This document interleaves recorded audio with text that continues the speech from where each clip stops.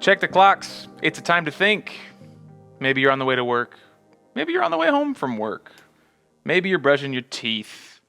Maybe you're lying in bed working out. Yeah. Maybe you're lying in bed working out. That's just doing one of those. Doing sit-ups. I guess you could do like a mountain climber type. Whatever. Wherever you are, whenever it is a time to think. Pastor Christopher Tillman, Pastor Josh Holland. Chris is in Stevens Point, Wisconsin, faithfully pastoring a faithful group of believers. I am in Wausau, Wisconsin, growing to know and love a group of Christians more and more each day. And we have the privilege of devoting really most of our lives to careful and thoughtful engagement with the scriptures, careful and thoughtful engagement with the culture and the church. And we try to distill a lot of what we read, a lot of what we experience down into 30 minutes to an hour on a podcast once a week or so when I press record successfully. Did you do it this week, Josh? I did. It's green. All right, good. And I can look back at it every time I get nervous. I can look at the screen and it's green. It's green. The screen is green. Green means go. Green means go. So we try to distill a lot of what we think down in, hopefully to be helpful, and if we're lucky to be good, which means we would be goodful. Goodful. So we're trying to be goodful on the podcast today. This is the one, if you listened to last week, this is the one that we did already, and But we didn't really do it, Josh, because... Can I say we didn't record? It makes me feel better. You bet you can. And we didn't record. Now, so ideally, that was the rough draft of the paper. And then here's the final draft. It's going to be better. Better than that potentially episode that's lost in the ether somewhere, only to be known by you, me, and the Lord. And the Lord, yes. And my wife, because I tell her everything at home. That's why she doesn't listen to the podcast.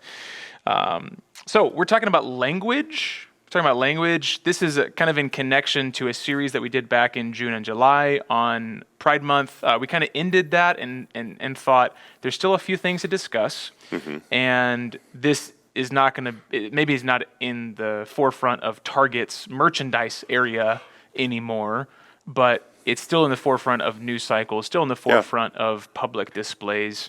I was talking to a brother in Christ today who was just like, man, I went to this coffee shop that has changed ownership and I don't want to go back anymore because it just had kind of pagan imagery and pride flags. And I was like, man, this place has changed. So it's always in front of our people, whether it's on a news feed or in the public square. So today we're talking about language because if we want to be Christians who are faithful to think about sexuality and gender issues and Christians that are faithful to speak about these issues, we need to understand the importance of language. I want to give you an example of this and how language can be used and needs to be understood. This is from the Human Rights Campaign. This was back in June 6th. And it's a really good display of how language can be weaponized and how we need to stop and pause and reflect on definitions and how language is used. So here's the first paragraph from an article titled, Human Rights Campaign officially declares state of emergency for the first time ever for LGBTQ plus Americans. The paragraph says, today, the Human Rights Campaign, the nation's largest lesbian, gay, bisexual, transgender, and queer civil rights organization, officially declared a state of emergency for LGBTQ plus people in the United States for the first time in its more than 40-year history, following an unprecedented and dangerous spike in LGBTQ plus legislative assaults sweeping state houses this year. That's just the first sentence. There's only one period there. That's the first sentence, and yet in that there's at least half a dozen loaded terms. Any terms stick out to you there, Chris?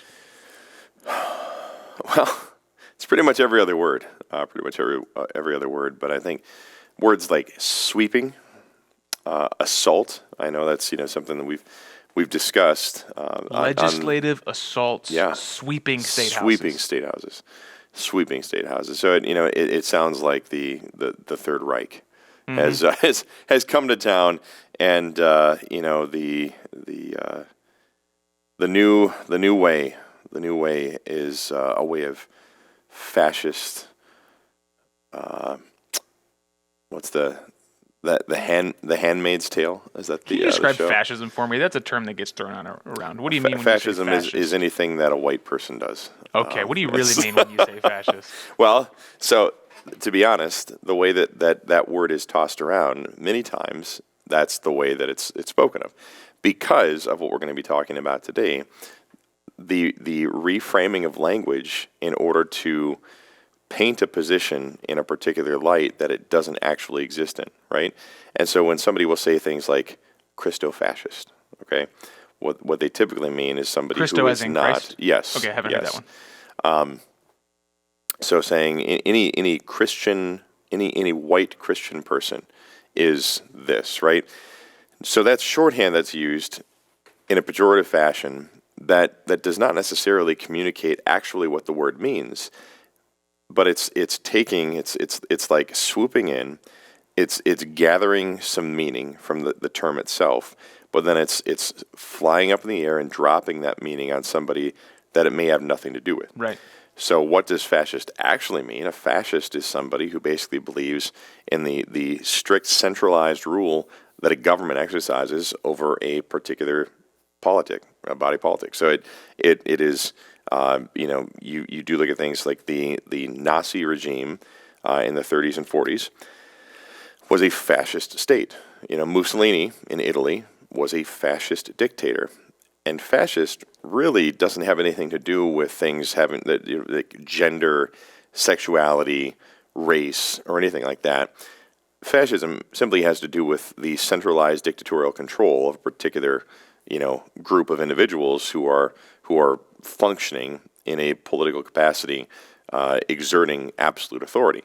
So, if we want to technically discuss fascism, You could be a sexually restrictive fascist or a yes, sexually promiscuous. liberty Exactly. fascist. It really has Exactly. not to do with either of those. Yeah, I mean, if we're honest, China is a fascist state.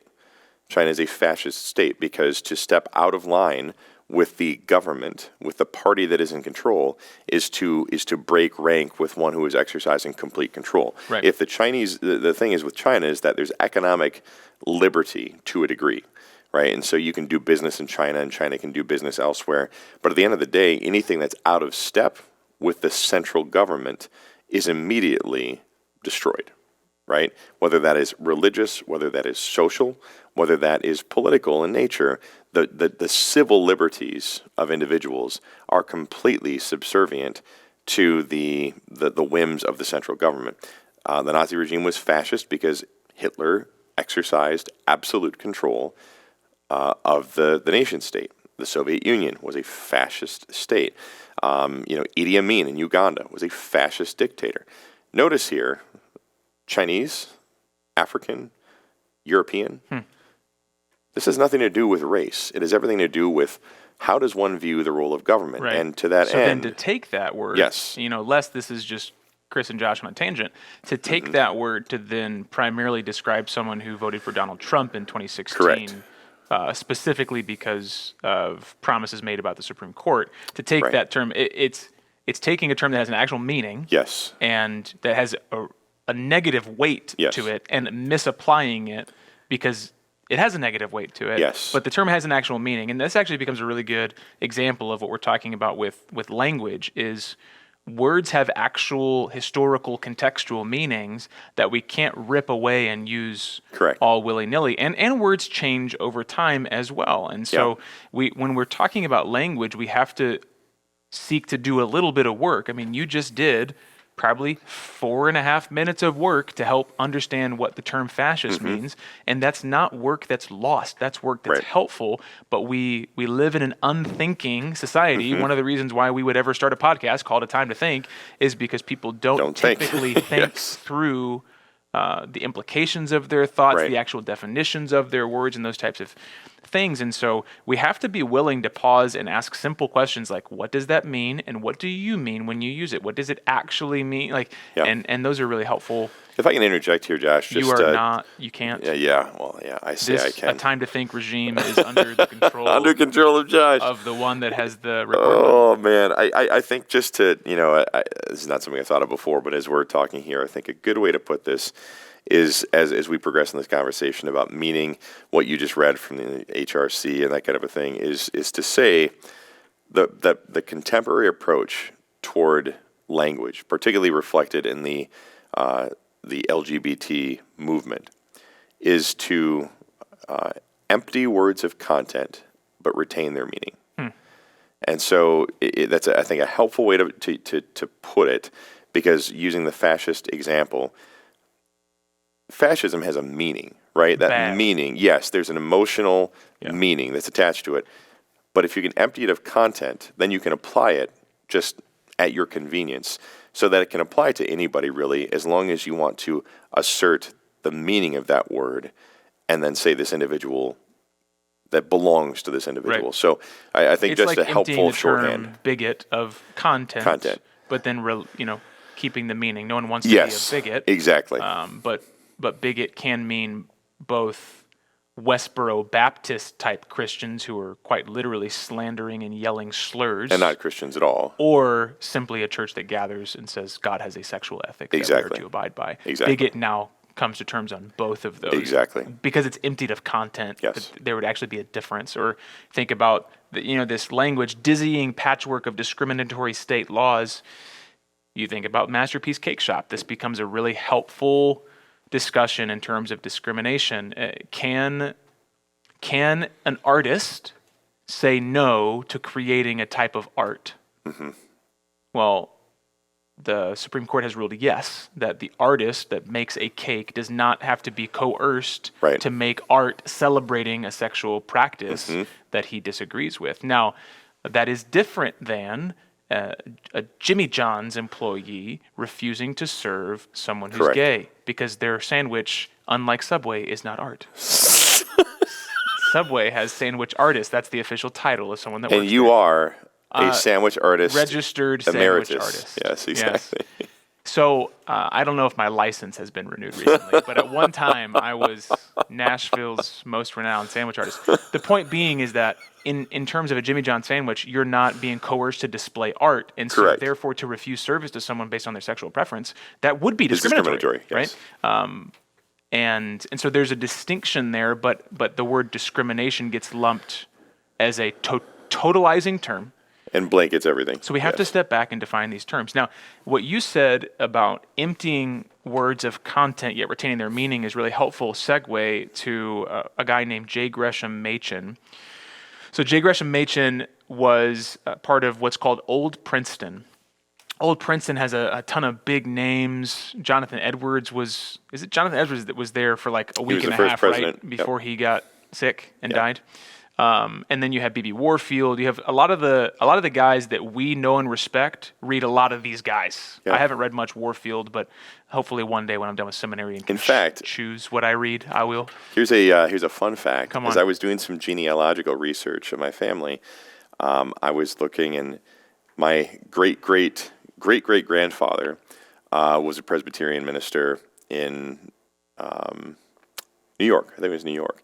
And I looked at the New York census, and this was in the 1800s, and it actually said, no joke, it said clergyman, and then it said old school Presbyterian. Next Really? to it. I thought it was the coolest thing in the world. 'Cause I'm Old like, school. Because I mean that is the literal, Yeah. old school Presbyterian, Old Princeton. That is the That is cool. the school. So I just thought it was cool. There's Yeah, a yeah. little nugget for you. So Machen is kind of on the tail end of a lot of these big theological minds in old school Mm-hmm. Presbyterianism, and he's in this transitional period, this kind of war being waged essentially between a school of theological thought that maintains the authority of the scriptures and maintains the sovereignty of God and all these different things, versus a liberalizing theology that starts to doubt the inerrancy of the Bible, Yeah. doubt the authority of the Bible. And Machen is trying to hold sway in that argument, but eventually he realizes he's losing, and he leaves staff of Princeton Theological Seminary and founds Westminster Theological And Seminary. he writes a very, very helpful polemical Yeah. piece. called Yes. Christianity and Liberalism. Now his basic argument in Christianity and Liberalism is that a faith system that denies the authority of the scriptures, the atoning work of Christ, and other major tenets of Christianity Right. cannot be called Christianity. It needs to Emptying be its called content. liberalism, because yes, Yeah. it has emptied its content.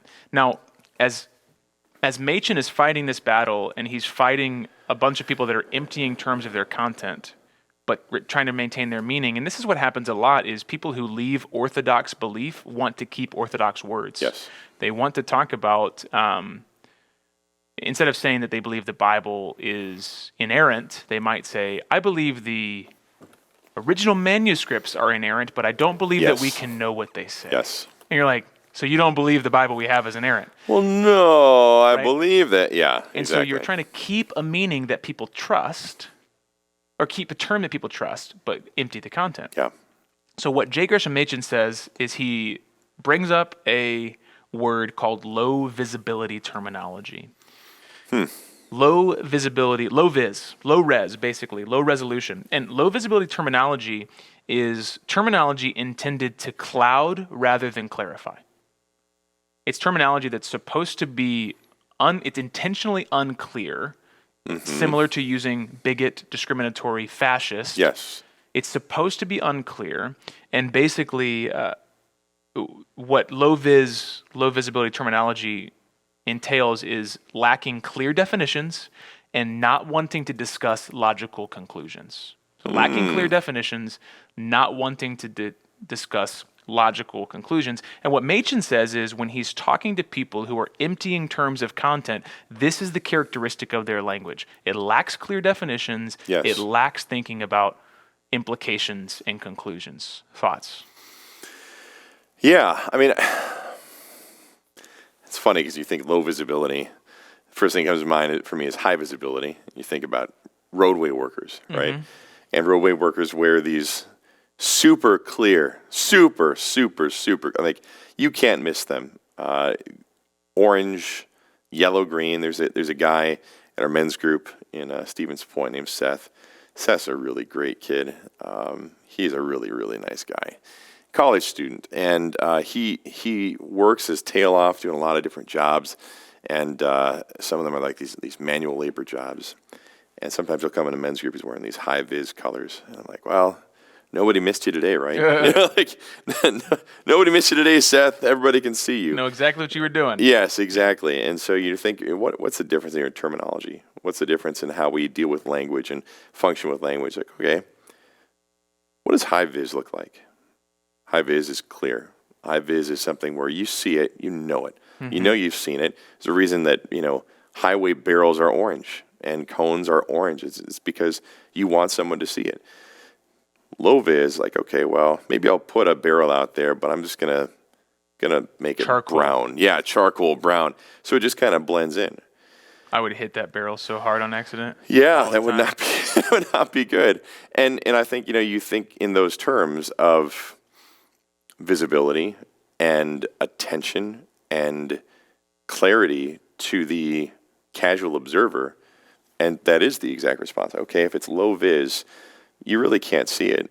If it's low vis, you're probably going to create a wreck, right? And so the way that people use language theologically and then culturally, philosophically, if you use low vis language, it's like, okay, what this is really set up for is a wreck. This is really set up for a wreck.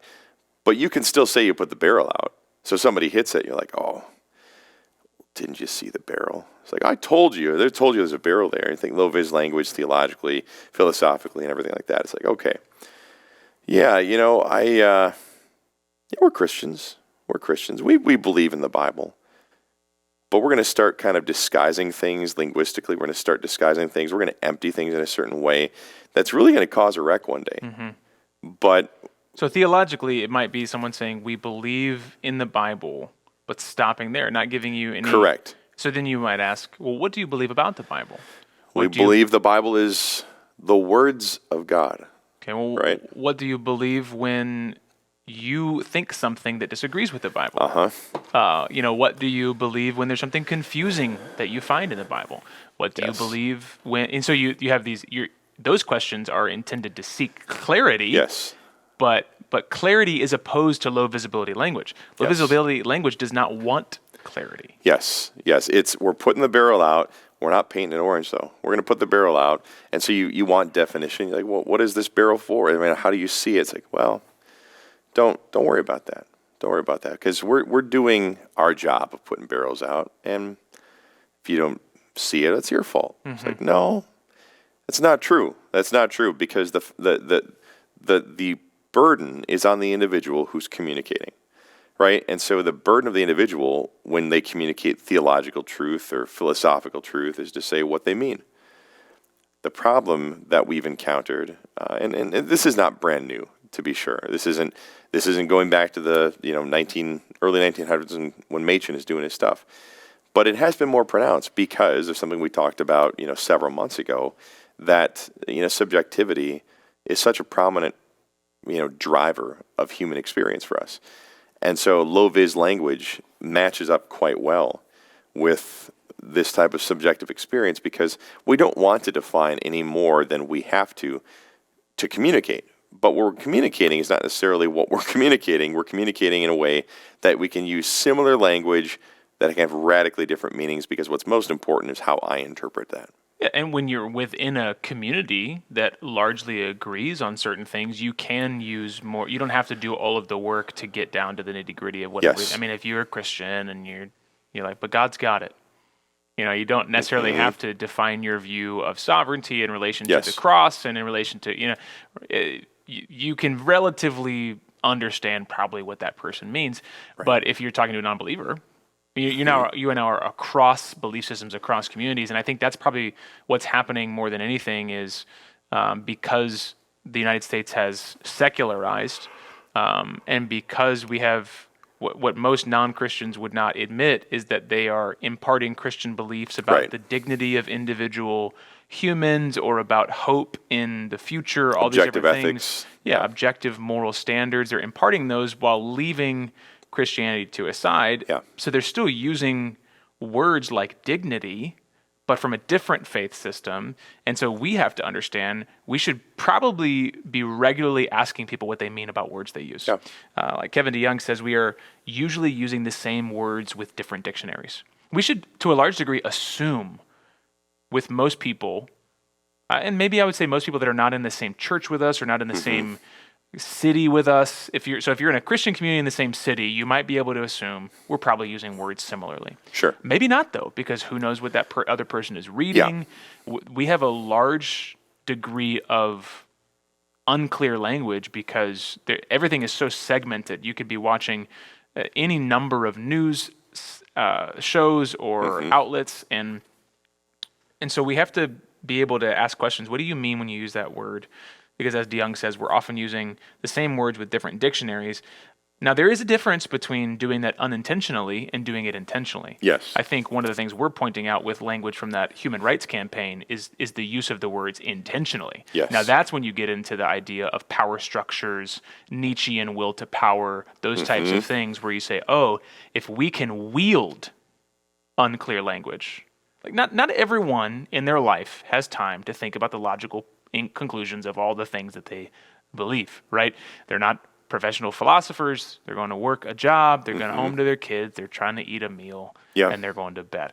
So there is an unintentional lack of clarity sometimes that maybe that's why we have a podcast like this, is to help people think through those things. But there is an intentional lack of clarity.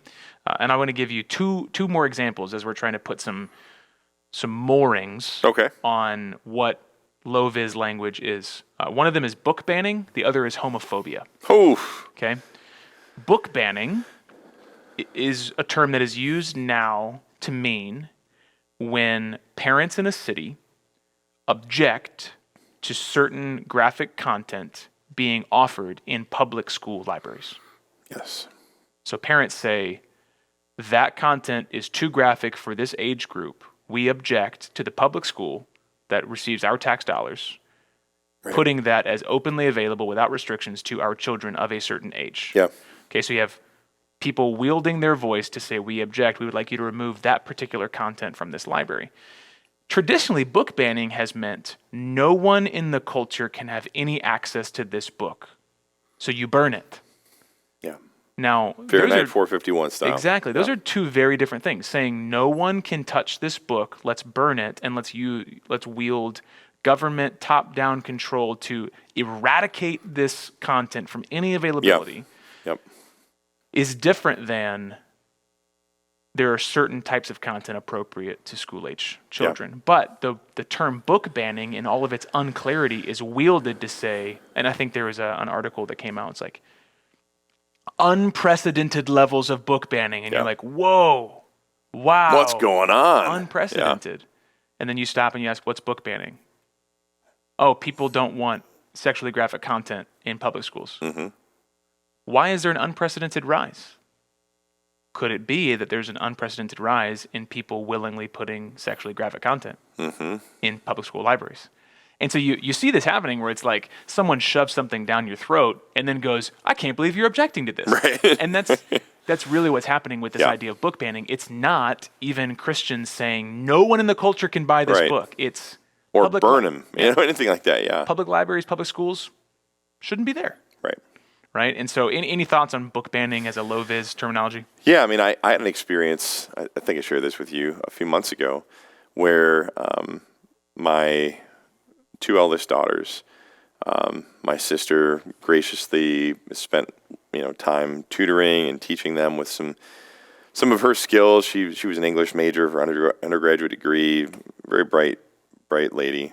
I guess I was going to call her a girl, but I guess she's a lady. Anyways, she's my little sister, always my little sister. Yeah. And we were at a library, and that's where she met with them. And my daughters are very disturbed because they had these displays coming up that had, I think, going into Pride Month, it was these displays, or it was different weeks. I'm sorry, it was different weeks, like Transgender Awareness Week or Asexual Love Week or that kind of thing. But it was in the children's section. And I have more than 2 kids. I have 6 kids, and my eldest. We can't pinpoint who did. Oh, you said eldest. I said eldest. I yeah. thought you were trying to use And I'm low-vis proud of them. terminology I'm so proud to of tell them us for it. who didn't No. do it. I'm so proud of them because they responded in a way that showed a real concern to honor God. But went into this library, and and my girls just expressed concern because they have these little kids who are walking around. Okay, now I don't want my now 15-year-old and 12-year-old exposed to this stuff, right? I don't want that. Does it mean they'll never be? No, it doesn't mean that at all, right? But what it does mean is that I'd prefer that they're not, but there are also things that are commensurate with age when it comes to understanding certain things about how the world works. I certainly don't want my 6-year-old exposed to this stuff, just as I wouldn't want my 6-year-old exposed to graphic images of heterosexual activity. Right. I wouldn't want that, right? This is not the time or place to have somebody introduce my children to that type of material.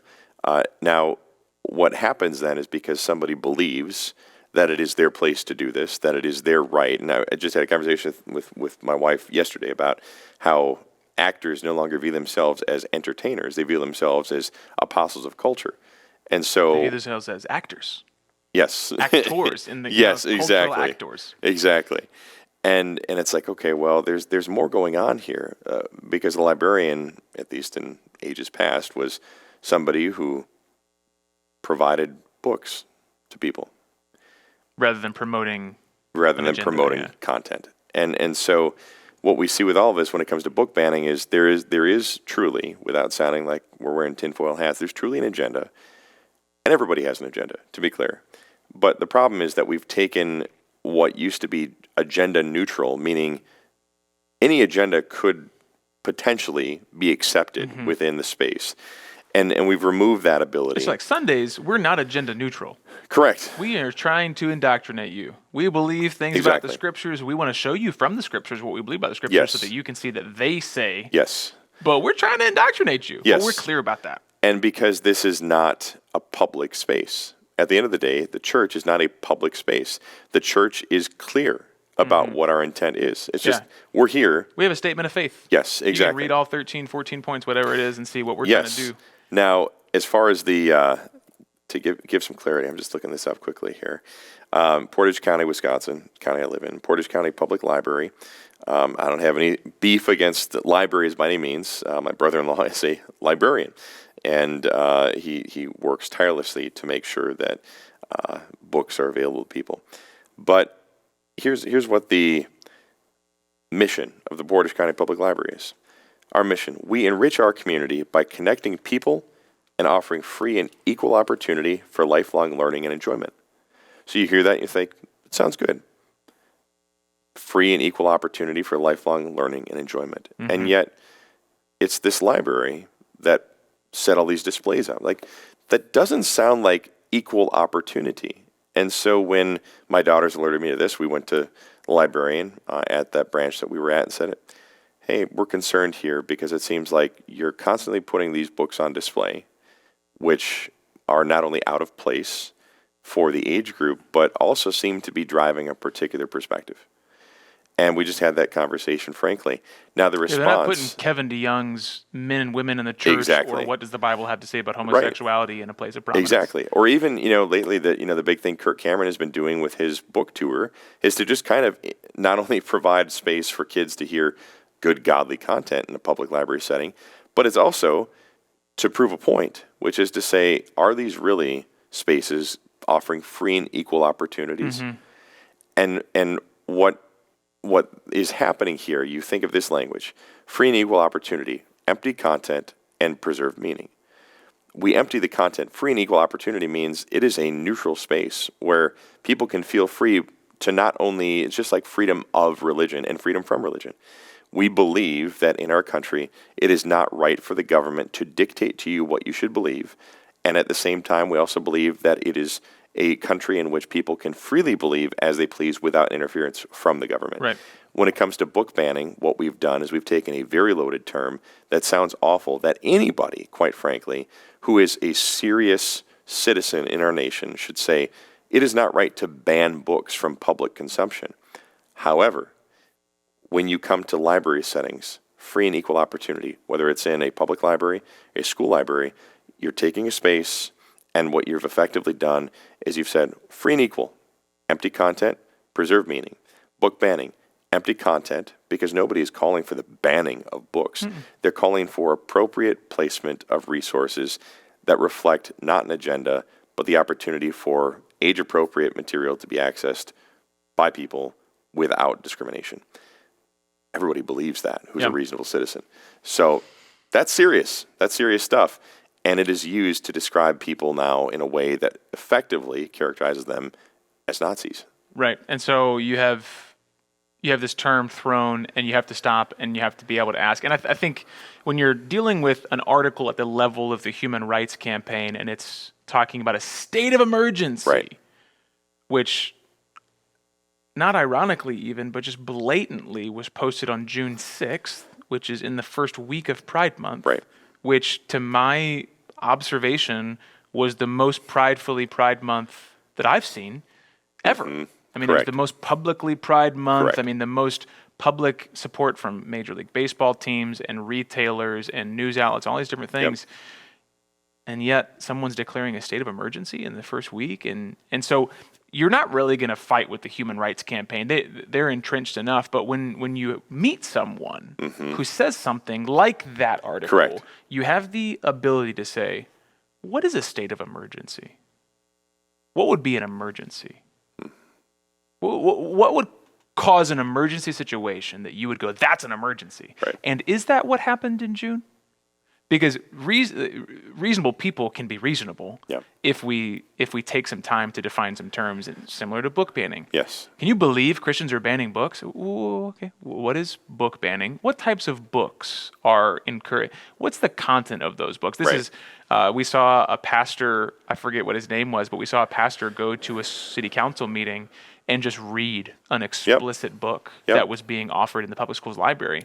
And he was asked to stop reading, and he basically said, why should I stop reading? If it's available for children to read in the school, why do you not want to hear it? And so all he did there was rhetorically and persuasively say, hey, what's actually in this book, we all agree should not be for public consumption. And I'm going to show you in a different venue. Yes. And so we have to be willing to take some time to do those things. I mean, just a very simple question I think I mentioned earlier that Kevin DeYoung encourages when he's talking about low visibility terminology is just to say, what does that mean? And if someone is unwilling to engage in reasonable dialogue about what the meaning or what their perceived meaning of a term is, then be wary. Yeah. Be wary of someone who doesn't want to give a clear definition. The other one that we'll just discuss quickly, the idea of homophobia. When I look at the constituent parts of the word homophobia, I see homo, which means is like homogeneous, of the same, yeah. and phobia, which is fear, and I see Yeah. someone who's afraid of someone who's attracted to the same sex. When I think of fear, I think of Recoiling. Yes. running, screaming, not wanting to do anything, and then and that term is used as a low visibility terminology to discuss anyone who is not ardently in support of each aspect of the Right. LGBTQ. If you're not for us, you're against us, you're anti-LGBT, you're a homophobe. And I think we have to ask very simple questions and say, what does it mean to be a homophobe? Does it just mean that I disagree with the sexual preferences and practices of another human being, but I'm doing it reasonably? I'm not running and screaming. I'm actually able to inhabit the same spaces. I'm actually able to find common ground on a lot of issues and just how we live on a day-to-day basis, but I have significant disagreements in how you use your body. Correct. That isn't like just to talk to a reasonable person and say, does that sound like fear and running and screaming? Right. Well, no, but the low visibility terminology has emptied content of what a homophobe actually is and taken the meaning, like you said earlier, and been used as a weapon. Because we know that anything that is a phobia is scary. Irrational. Right. It's irrational. It's bad. And so You couldn't have possibly come to a rational conclusion Yes. about the merits or demerits of sexual practices. You could not possibly think rationally. It has to be irrational. Yes. You'd say, no, actually it's quite rational. Yes. Yes. Yeah, it's interesting. Again, when we load the term, the priority, and I think just for anybody who's listening to kind of reflect on this, for anything that you might hear that seems like that, I don't think it describes me. The point is not to describe you, it's to evoke an emotion. That's what it is. The point at all times point is in the to reframing of defeat. language, yes, is to defeat by evoking emotion. It is to say, well, look at that person. They're a homophobe. Now, For instance, if you're seeking, you're just an ordinary person going day to day, trying to believe the Lord, trying to believe the Bible, but you are told over and over and over and over again that to not believe that it's good for anyone to do whatever they want with their bodies. If you don't believe that's good, you're a homophobe. If you don't believe that's good, you're a homophobe. If you don't celebrate, you're a homophobe. Yep. If you don't believe that's good, you're a homophobe. Well, what's the dominant psyche going to be in your head? I don't want to be a homophobe. exactly. I don't want to be that. Exactly. Now, we're trying to take time here on the Time to Think to say, you aren't that. but that's the point of wielding low-vis terminology, like you're saying, to evoke an emotion so that the person says, I don't want to be a bigot. I don't want to be that. I'm not that. So if I'm not a homophobe, I must be in support. And that's the capitalization that's trying to happen. And here's a quote from one author who says, language matters because whoever controls the words controls the conversation. Yeah. Whoever controls the conversation controls its outcome. Whoever frames the debate has already won it. Yeah. Say it again. Language matters because whoever controls the words controls the conversation. If you're trying to have a conversation with someone and every time they use a word, you think they're using it one way and then they're like, no, it doesn't mean that, and they just keep going, you're off balance. You don't even know how to discuss. That's why you have to reset yourself and say, Yes. no, seriously, tell me what you mean by that word before we move on. Yeah, we call it shifting the goalposts. Yeah. So if you control conversation, you control the outcome. And if you frame the debate, I mean, if you're a football fan, you know that whoever is off balance loses between the defensive line and the offensive line. Like the goal of the offensive lineman is to get up as quickly as possible, to step back, get low as quickly as possible, to get their hands placed properly. Because if they are even the slightest bit off balance, they have a 280 to 330 pound grown man that's going to punch them to the ground. Right, exactly. And you think about the defensive linemen like low visibility terminology and the offensive linemen like rationally thinking believers. And if we are not steady and we are not comfortable, we are not in the right body and thinking posture, the punch is going to come hard and we're going to fall. And so that's why we have to think clearly about language. Yeah. And one of the best ways to re-steady yourself, I'll say it again, is just to ask any person that you like, and this is actually even good advice for your marriage or good advice for your kids or good advice for your friendship. If you think you like 70% know what someone else is saying, just ask them. Did you mean this? I mean, this is even just a charitable conversation amongst brothers. Hey, when you said this, did you mean this? And they can say yes or no, and you can move on with clarity. It's just, hey, when you said this yesterday, did you mean this? Or if you're thinking in a more debate style where you're talking to someone who has a very different view on something, it can be disarming in the heat of passion to pause and say, please explain this term for me. I think maybe you and I are using it differently. And then they can say this. You say, actually, I might be thinking this when we use this term. How does that interact? And you've disarmed, you've softened, and you've clarified. Because we've talked in past podcasts about the Bible. There's 4 great qualities of this great book. Is inerrancy, which is truthfulness. There's sufficiency, which means it's enough. Yes. There's authority, which means because Christ is Lord, his word is authoritative. And there's clarity. And truth and clarity work in tandem with one another because God has said that he unfolds his word to give meaning to the simple, that his word is like a lamp to our feet to give light. It's clear and it's light. And so as Christians, we pursue truth in meaning, we pursue clarity in language because our God pursues clarity in language. He doesn't just say, Chris, you got to be saved. Right. And then What does you're that mean? From what? Does it How? mean I need to save myself? Yeah. Does it mean another human being is going to save? You need to be saved by a blood sacrifice. You need to be saved by a perfect, spotless sacrifice. Ultimately, you need to be saved by God's very Son taking on human form to fulfill the law of righteousness so that he can remove your sin from you and give you his righteousness so that you can be adopted into the family of God as a son. You were an enemy, now you're a friend. It's like, this is very specific and clear language because God is specific and clear. Something interesting to toss in here. Interest me. Yeah. Dictionary.com. So if you ever Are you go going to to the pull internet. the first line of every high school project? Webster's Dictionary. Yeah, defines- exactly. Joe Michael Scott defines wedding as the, forging together of 2 metals. Anyways, that's an office reference. There's a release, and this is in 2020.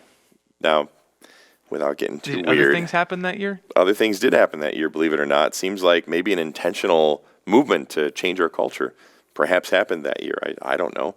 That was low visibility terminology. That You was can low find out what visibility. high res is off the podcast. Yeah, exactly. September 1st, 2020. Dictionary.com releases its biggest update ever. Now, this is from Dictionary.com. This is on their website, so this is not, I'm not going to... As a former broadcaster, I puke a little bit in my mouth anytime someone says biggest ever, unprecedented. I'm like, Yes, hyperbole abounds. Yes. I don't want to click on your article. Exactly. Ugh. But here's what they said. Now, this is interesting. The article begins, over 15,000 entries updated on topics ranging from race and sexual orientation to climate and internet culture. So you think, okay, these are significant cultural issues. People want me to think about these things a lot because they're in the news all the time. 15,000 entries updated. Now we think about language. How could 15,000 language items change in 1 year? How could that happen? Good night. I'll tell you what has happened. It is some dominant cultural themes have been updated, and so we're changing the language to meet that. It goes on to say, the unprecedented events of 2020, from the pandemic to the protests, have profoundly changed our lives and language. Okay, so you're again thinking, how does culture change language? Language means something. It means something. But it seems to me here that language is now being used to fit something. Right.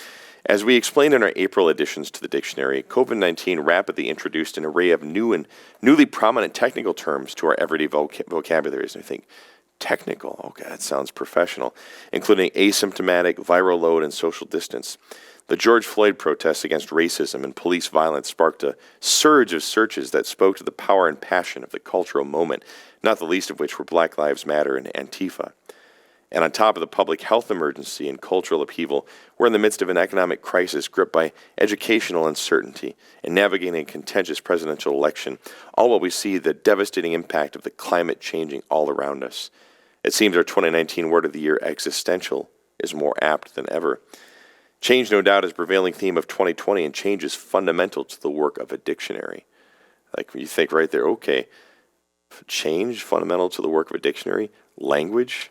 Kind of. changing? I kind To of a agree degree. with them because words do change over time. We've used this as an example. When I'm reading C.S. Lewis in the 1950s, he uses gay to mean happy and queer to mean weird. Those words have changed. And so the dictionary definition should change. But the question there is in terms of when does the change happen? Yes. Does the change happen after a long-standing change in use? That's how a dictionary should operate, to say, oh, it's been a few decades and people are now using this term differently as an entirety of society. Yes. Not, it's a 50-50 battle right now and we are taking a We're gonna position tilt in the the scales. battle to say this is what it actually means. Yes. Bec- So when it gets to this section here and it talks about the racial issues and so forth, but now it says putting people first by using, in italics, gay. Capitalizing black joins many other dictionary-wide efforts to put people, not practices, first, and ensure our definitions reflect and respect how people use language. Informed by GLAAD, Glad. which is, the gay and lesbian Alliance. of something. It's a, We got the first three. yeah, recommendations and APA guidelines. We have also replaced references to homosexual with gay man or gay woman, as well as references to homosexuality with gay sexual orientation. For example, we now define gayness as gay or lesbian sexual orientation or behavior compared to the outmoded gloss of homosexuality. These changes alone affect over 50 entries. The previous used terms, homosexual and homosexuality, originated as clinical language, and dictionaries have historically perceived such language as scientific and unbiased. But Which is interesting because earlier you said that the changes were because of technicalities. Yes. But now technicalities are bad. yes, So we went technical language, but not cold scientific yes, language. exactly. But homosexual and homosexuality are now associated with pathology, mental illness, and criminality, and so imply that being gay, a normal way of being, is what dictionary.com says. Instead of defining what a word means, they are now defining If it's existential good or not. realities. Exactly. Yeah. A normal way of being is sick, diseased, or wrong. We have also revised how we define words that use sexual. Our definitions have updated the phrasing of romantically or sexually attracted to romantically, emotionally, or sexually attracted to, so on and so forth. And it goes on many different things. But right in the middle of this, there's a picture of a rainbow flag with a giant heart. And it says, get LGBTQIA language updates every week. Sign up now. This is dictionary.com. Those who control the language control the culture. Right. And unless that is, I mean, it should be an alarm bell. We should, like I said earlier, assume that people are using different definitions than us with big words. We should ask follow-up questions. Lest this seems like a dizzying patchwork of things you have to do, I would say there is encouragement here because though people can change definitions, they cannot change concepts and truth. Yes. We can always find other words to describe concepts. And so, a traditional example of the word concept fallacy is that if a word is not in the Bible, the concept's not in the Bible. You take the word Trinity. I just had a friend in the church who said he was talking to, I believe, a Jehovah's Witness who said that the word the Trinity's not in the Bible, therefore it's not a thing. Well, that's a word concept fallacy. That's saying that because the word's not in the Bible, that the concept is not in the Bible.